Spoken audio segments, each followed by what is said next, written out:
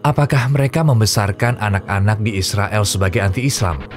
Apakah orang Yahudi memandang derajat orang lain lebih rendah? Roket ditembakkan terus-menerus. Jika roket berhenti beberapa saat, orang-orang keluar dari tempat berlindung lalu berlari pulang. Kamu tidak akan percaya bagaimana mereka berlari, seolah-olah Allah telah memerintah malaikat untuk meniup sangkakala.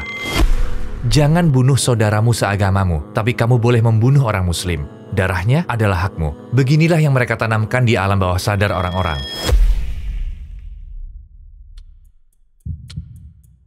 Apakah kamu punya keraguan sebelum menerima Islam? Sebelum aku memeluk Islam, aku tidak memikirkan agama. Kira-kira seperti ini. Mungkin agak lucu, tapi setiap kali aku keluar rumah, aku menghitung angka. Seperti ritual. Tekan nomor 7, berbagai ritual. Aku menerima Tuhan-Tuhan lain. Memang sudah sifat manusia butuh Tuhan, pembimbing. Karena saat itu aku belum tahu Islam, aku ingin melindungi diri dengan suatu cara. Pernah aku baca ayat kursi, dan aku hitung jumlah ayatnya. Dari waktu ke waktu aku hanya ingat seperti itu. Ingatanku samar-samar. Aku tidak terlalu tertarik agama. Maksudku, dulu aku kuliah. Di saat usiaku 20-21 tahun, kami pulang menaiki mobil bersama ayahku. Saat itu kami di Azerbaijan. Lalu ada seorang pria di radio, seorang imam bernama Khomeini. Dia sedang berbicara sesuatu. Aku bertanya, "Ayah, apakah dia Rasul?" Ayahku tertawa dan bilang, "Rasul apa? Bahkan dia tidak bisa menjadi bayangan Rasul. Dia bukan Rasul, dia itu seorang imam atau semacamnya." Saat itu aku berpikir, apa itu Rasul? Bagaimana cara menjadi seorang Rasul? Aku berhenti sampai di sana, tidak mencari jawaban lagi. Maksudku, aku lupa. Tapi aku juga tidak benar-benar melupakannya. Ketika aku mempertanyakan pertanyaan itu lagi saat usiaku 26 tahun, kondisiku masih sama. Aku tidak punya apapun terkait agama dalam hidupku. Bukan Yahudi, bukan juga Kristen. Aku akan bilang, aku Yahudi, kalau itu berguna bagiku. Dan aku akan bilang, Alhamdulillah, aku seorang Muslim. Tapi aku tidak tahu apa-apa tentang Islam, kecuali, Alhamdulillah, aku seorang Muslim. Apa yang kamu rasakan ketika menjadi seorang Muslim setelah ucapkan syahadat? Assalamualaikum saudara-saudaraku. Kami melihat 80% penonton kami termasuk video ini tidak mensubscribe channel kami. Seperti yang kamu tahu, kami adalah organisasi non-profit dan iklan dinonaktifkan pada video-video kami. Jadi satu-satunya alasan kami meminta ini adalah untuk menyebarkan kebenaran. Mungkin terlihat kecil, tapi insya Allah mungkin bisa menjadi sarana petunjuk untuk banyak orang. Nah, mari klik tombol subscribe dan mari berjalan bersama towards eternity. Apa yang kamu rasakan ketika menjadi seorang Muslim setelah ucapkan syahadat? Aku merasa sangat emosional. Sebelum membaca syahadat, aku sudah pelajari agama dan menjadi Muslim. Maksudku, tidak ada yang menyuruhku bersyahadat. Aku bisa bilang ini padamu. Tidak ada yang menyuruhku mengucapkan asyhadu alla ilaha illallah wa asyhadu anna Muhammadan abduhu wa rasuluh. Ketika aku belajar agama, ternyata aku membaca syahadat. Ketika aku mengucapkan syahadat dengan sungguh-sungguh, aku ucapkan dengan memahami artinya. Karena aku sudah punya semua pengetahuan sebagai dasar imanku. Aku mempunyai pengetahuan tentang hal-hal terlarang, syiar, dasar-dasar iman dan ibadah, Quran, tafsir, ilmu itu. Aku tidak mendapatkan pengetahuan ini selama bertahun-tahun. Aku pelajari hal-hal penting dan penelitian secara intensif selama 6-7 bulan. Ketika aku ucapkan syahadat, karena sudah punya dasar-dasarnya, aku merasa senang dan gembira. Apakah orang Yahudi memandang orang lain lebih rendah? Zionis berpendapat seperti itu. Ini sebagian besar terkait dengan Zionisme. Mereka bilang, siapapun yang menganut agama selain Yahudi, mereka diciptakan untuk melayani kita. Membunuh dan menindas mereka adalah perbuatan baik bagi kita dan mendapat pahala. Aku beri sebuah contoh. 2 tahun lalu, terjadi pembantaian di Hari Raya Idul Fitri. Di Gaza, Israel, tempat warga Palestina dibunuh. Ada orang Israel di saluran TV yang dikenal sebagai ekstremis sayap kanan. Tidak ada salahnya membunuh Muslim dan Muslim Palestina. Tidak ada dosa bagi kita. Kita harus musnahkan mereka sekarang, agar mereka tidak menjadi masalah bagi kita besok. Kalau kita lakukan sekarang, kita akan mendapat pahala, bukan dosa. Bahkan pembawa acara TV yang mewawancarainya pun terkejut. Orang yang bilang begitu seorang Zionis. Kapan kamu menjadi seorang Muslim? Bagaimana kamu memutuskan untuk menjadi Muslim? Aku mengalami kesulitan secara fisik dan spiritual. Sebut saja ini kenyamanan. Aku tidak mendapatkannya dari hal-hal haram. Haram tidak memuaskanku. Kenyamananku adalah sesuatu yang memuaskan jiwaku, yang sepenuhnya memuaskanku. Dan itu adalah Islam. Ada suatu masa ketika aku seperti dalam pengadilan, dan pengadilannya tidak berjalan dengan baik. Aku berkata pada diri sendiri, aku dengarkan lagu setiap hari dan lain sebagainya. Sesekali aku mencoba mendengarkan cendekiawan Islam Turki, mencoba mendengarkan apa yang dia sampaikan. Begitulah aku mengenal Islam. Bagaimana dengan Rasul? Aku belajar Islam dari mendengarkan ceramah tentang syiar, tentang kehidupan Rasul Shallallahu Alaihi Wasallam. Begitulah aku belajar tentang agamaku.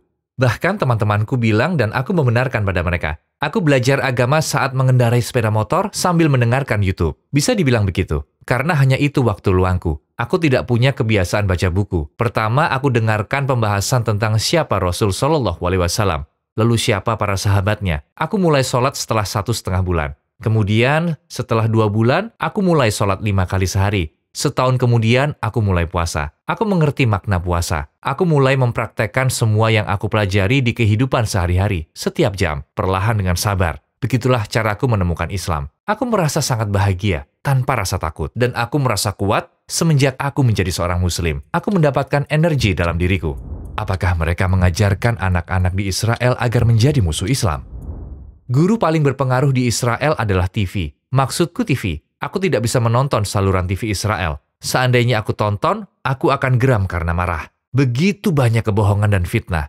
Aku belum pernah melihat sesuatu yang begitu tidak proporsional seperti ini di saluran lain. Karena mereka investasi begitu banyak konten untuk mendikte alam bawah sadar.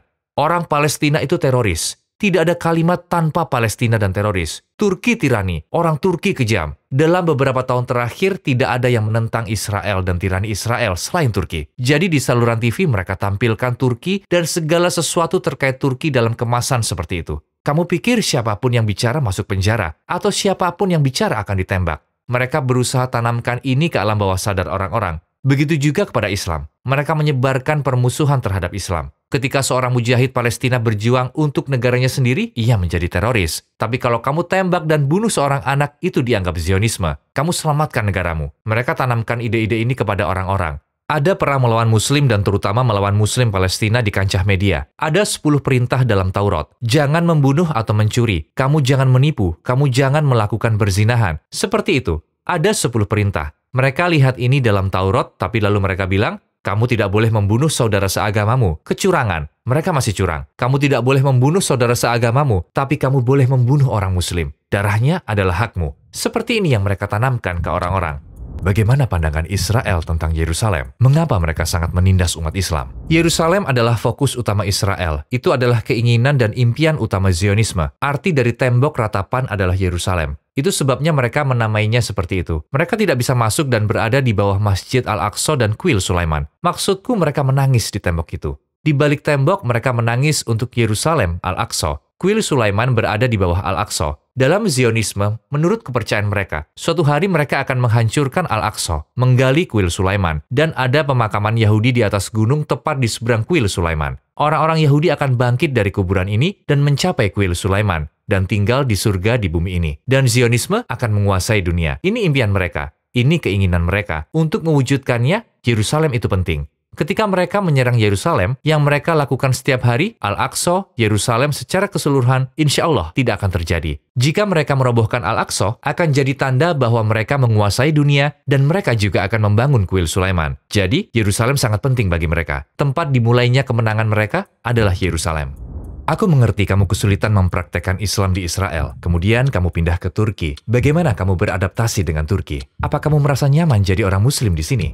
Saat aku bilang belajar agama dari YouTube, dari cendekiawan yang aku percaya di YouTube, dari sumber terpercaya, ketika saya belajar tentang Asr al-Sada dan Aisyah radhiyallahu anha, Khadijah radhiyallahu anha, dan para sahabat, setelah belajar tentang kehidupan mereka, aku berharap standar Islam yang sangat tinggi di Turki. Tentu, ketika aku datang ke sini, aku terkejut.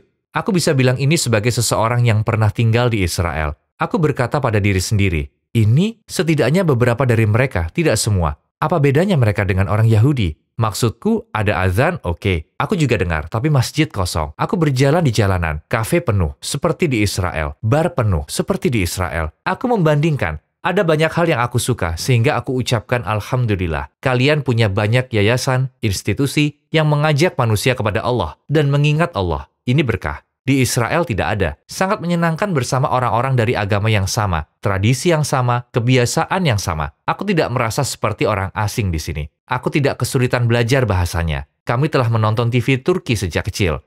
Namun sebagian membuatku kecewa. Sebagian menghiburku. Sungguh menyakitkan ketika orang mengolok-olok sholatku. Sedih rasanya mengalami kesulitan untuk melaksanakan sholat.